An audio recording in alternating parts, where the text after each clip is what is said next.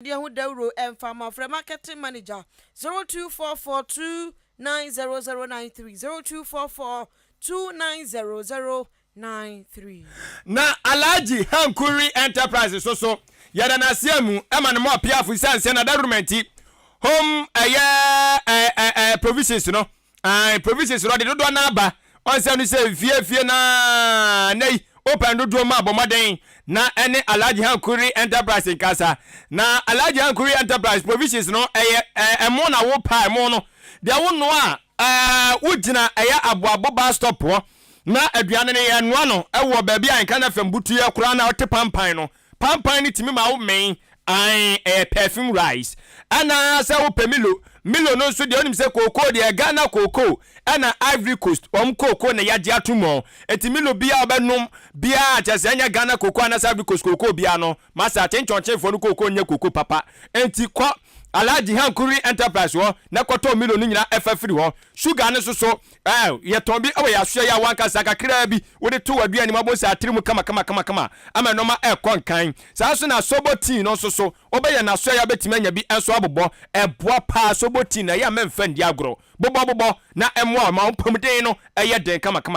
sa so na eye solution tapes no enso be ya kacha betimi anya bi oyo no de no emo ye de stew no me pa cho bi won ma wo de aduane wie kura pampan no entimi ma wo ni aduane no bomoden na ko Alaji Hankuri Enterprise wo na ekoto sa no ma we nyina so free enoma wodo na na odi ho enso edwa ko na ekoto free na so ye me pa cho wone eye Opportunity Bank na eye South Brem Rural Bank no enyina wo bia ye baako ewo eye achem odan empesua so na ura eye achem odan Opportunity Bank no ene South Brem Rural Bank no ye wo wonu mu finfini yes mu finfini kama ani de no abuo kwa so kana sa no so say sa no ma bobo so nyina no upe bia na bia bibi ntu ntimi nko ma so ya wo de afa waye otetefo no na bobo o ma ho mabofo yi me de baba tudwa na no wone nkasa o mbetimi de no ma na atoa wo fie 0245 447 138 0245 447 138 eno Alaji Hankuri Enterprise bomoden kodon koton no mani nyina efa efiri ho ODI Electronics yetene so a ne ya sori esianse home appliances ne de na kache ene ekotode afiri etise TV fridge diffuser gas cooker blender kettle washing machine ceiling fan standing fan heater iron ne nyina no ODI Electronics na so ye na wose ukọ na ukọji efri me pacho ade papa ana ye kanfo ede amawo no se wo so wonpe na ne ope kaya motuom dia eho de ho hye ye de bemiaw na so ade a wapini ho we ne boofo na san so ye papa yetimi ma wakonya ene udi kita ho die no gidie bam ne nyina nya ho ntiase a ye de no ma ne maw na afi watua ne kakra ebi wo so so ma wotua na afi so ade kwana ope ne bo a ne de wade de amaw edwadifo a omo achimo dane ne patam adi atumunti omo se yemfa ne oma ne mere won ma boofo mu no omo so ntonya so mfa so nti so to wo ye dai wabra wunu mo tono jefa so gombotom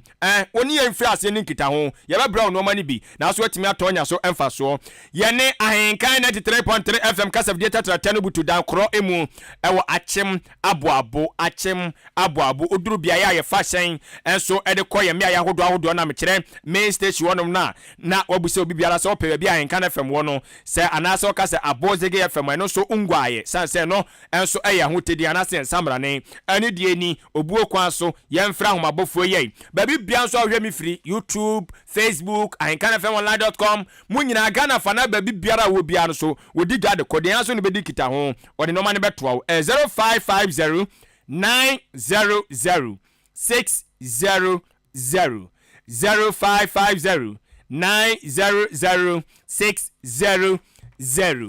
ebebu ojumadie no ekoso Ahenkan 3.3 FM jumadie we achede bebre na ewoso eti wa mode fa ho ehyembi na ntimi emwa memenda bia nwumere no so kopem na nwotwe ane ede bre wo Kwame Asante na bedwakuo wadem agye akunya na afi na abebu ojumadie no etoatoa so na efuro wontimi edikan a wo achede bebre frɛ na fa ho ehyemu bi 0593 6495 0593649595. Abusua ya kwa ya bredinti koko farmers no.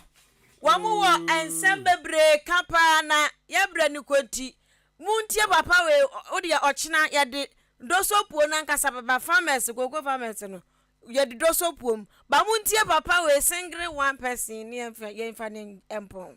I have gold, I have plenty money in my pocket, so I don't mind cocoa. Look, I'm now cutting it off. You see, it is my own bonafide property. Nobody can stop me to stop cutting my own cocoa tree. Are you plant it for me? Plant it for you, food and job. Am I involved? Oh, last one.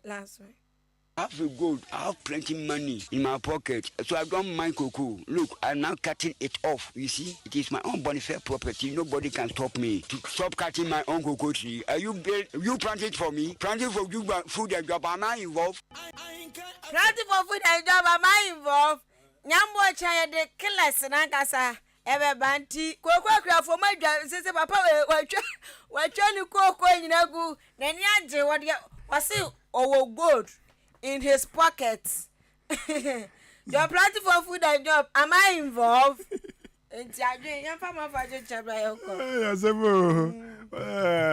Ghana. Way. When they are no. What's that? Ahenkan, you are too much. Too much. Mosaso party, Puyama Tamiade. Obwa, Modamu Befua, Yadasi Woho. Wasu yenchia Agata Okran ene abusuafo afoni nyina enso emfa mano wasu wano ete eye odan Morning Star yate ena afi wase kese bono mo enjoy taste ankasa yebo asamo KKB ene de eno no wesu se kokorura ba nana yawo achim oda ena wase mabo adwuma pa na wase empanyufo no soso wano mo enhwe no mu ntietmamfo soso eya wo mu komu na se no mo nsom na enoma ntimi enko yenkan yate ena ono so ede abba yenkoi yo and Facebook for so mo de buy papa yeah wo mo de buy okowura ba na ni obi bantapa boot for boot for mo ko obi atworo empty and for that funfo scam no na okowura ba ne dia face so anya sam keto akura na Adisu Peter the abas wo hwe live every Belgium so nyankopon hwe yen nyina wo hwe tie Kasiebo no kokowura ba ya the abas tactical song no eya pass ya tuma na nado dan kwagufa na nado ni problem no and was a tactical song by tactical guru fit tactical efiampofo and tactical adwempan ne yeda so and we so dia ba ankoma first there also di fry bi and was na nado dan kwagufa do me support no yen fancy o mbabo yen ye ko yan abuafo eye asuguade cheko